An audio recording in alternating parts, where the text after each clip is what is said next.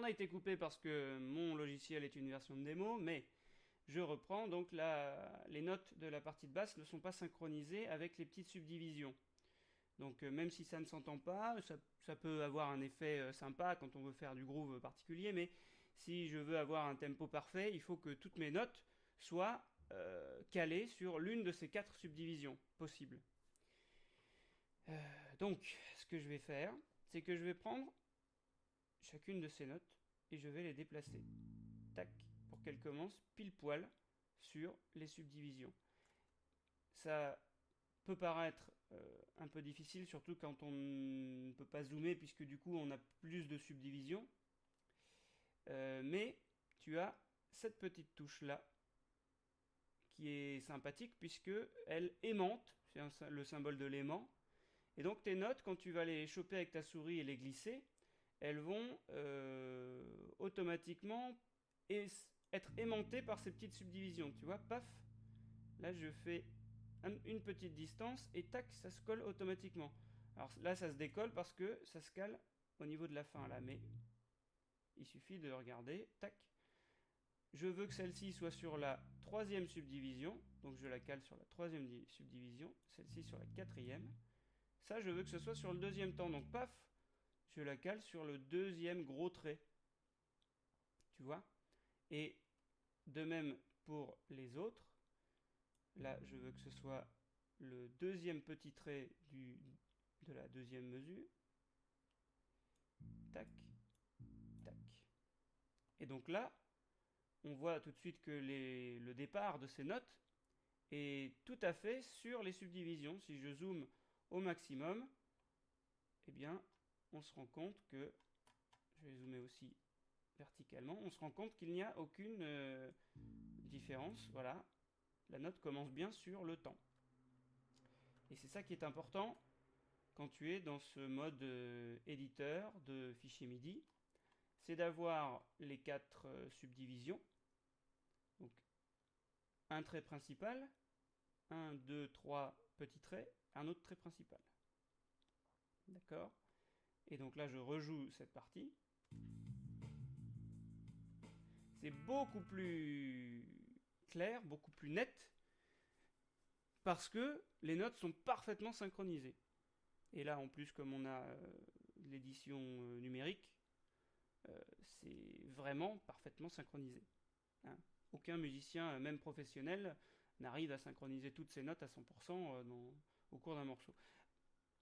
Une autre raison est que le musicien professionnel sent quand on peut mettre la note un peu avant le temps, un peu après le temps, pour donner un groove particulier. C'est très très efficace. Et on dit qu'on est au fond du temps, par exemple, si on est un tout petit peu après le temps. Mais il ne faut pas être totalement après, sinon ça donne des choses. Là, je me mets au milieu du temps et ça va donner un truc pas terrible. Voilà, tu vois, ça se sent tout de suite.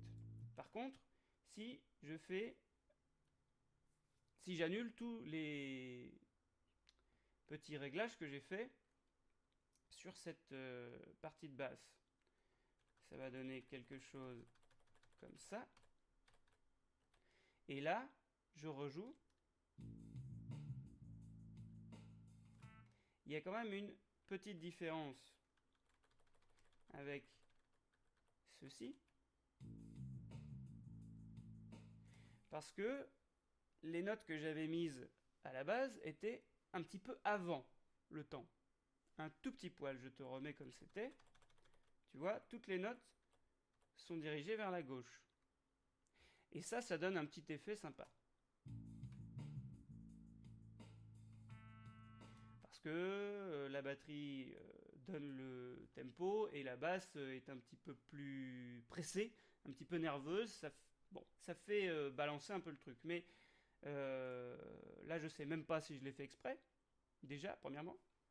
Et deuxièmement, si j'avais voulu le faire exprès, j'aurais peut-être pas réussi. Donc, bon, c'est pas la peine d'aller chercher midi à 14h.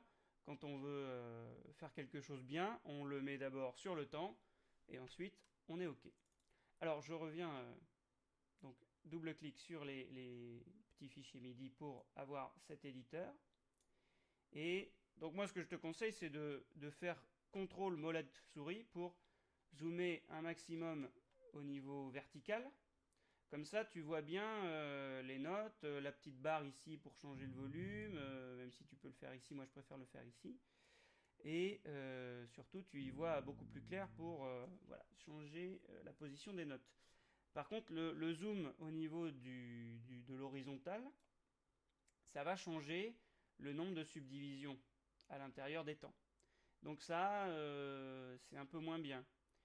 Il faut avoir ces 4 subdivisions. On peut aussi mettre 8 subdivisions, mais à ce moment-là, il faut savoir que tes notes devront être toutes les 2 subdivisions au minimum, sinon ça sera des quadruples croches, et c'est pas très beau en général, c'est pas très utile, sauf si tu as un tempo extrêmement lent, mais voilà. De toute façon, Reaper met un tempo 120 de base, ici. De base, tu as ce tempo-là. Ensuite, tu cliques une fois dessus, et puis avec le pavé numérique, hop, tu changes comme tu veux. Ici, tu vois que tu as la petite indication du nombre de temps par mesure, 4, 4. C'est-à-dire que tu as 4 temps qui sont... Le premier chiffre, c'est le nombre de temps.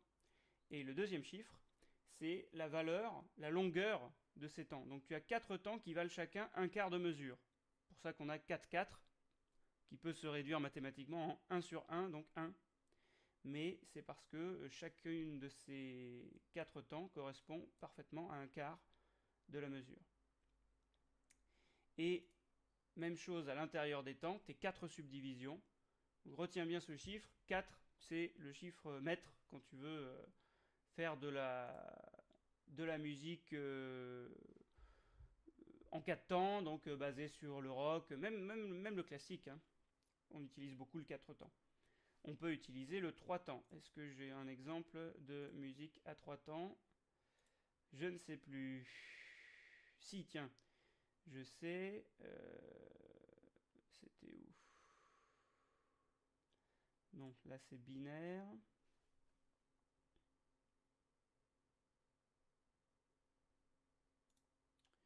Où est-ce que j'ai mis cette musique là? Donc là, je me suis servi de la fameuse banque de sons de chœur d'orchestre qui m'a coûté 500 euros. Et j'ai fait plusieurs versions, dont une qui est en ternaire en 3 temps. Enfin, c'est pas en ternaire, c'est en 3 temps, comme une valse. Si tu regardes ici, 3 sur 4. Donc tu as quand même 4 temps par mesure, mais tu vas avoir un rythme un petit peu valse, donc un petit peu qui tourne un petit peu. Bon, quand on était en début de carrière de solfège, on nous expliquait que le 3 temps c'était un petit peu comme une machine à laver, hein. Ça tourne, ça fait 1, 2, 3, 1, 2, 3, 1, 2, 3, 1, 2, 3. Voilà. C'était l'explication du 3 temps. Chacun trouve l'explication qui lui convient. Donc je te fais écouter ce que ça donne en 3 temps, juste pour le plaisir.